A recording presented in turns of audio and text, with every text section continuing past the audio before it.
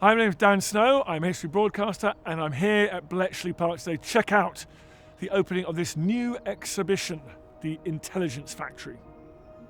This exhibition is on a scale I was not expecting. It's absolutely huge. It really does justice to the great office-like, factory-like spaces that were built here during the Second World War.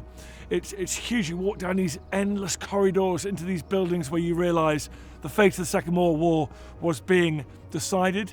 I'm very struck as well by the interactives. They're brilliant in this exhibition. If any day in which I go and get close and personal with a gigantic life-size floor-to-ceiling chart of the Atlantic is a good day for me, and you can plot convoys on there, you can plot escorts on there. It's brilliant. You get a sense of history. You get a sense these are the corridors in which the fate of armies and fleets were decided. But you also get an idea of what it was like for the ordinary men, and particularly the women who worked in that environment. The food they ate, the more mundane perhaps aspects of their life here as human beings living alongside 9,000 other people in wartime conditions.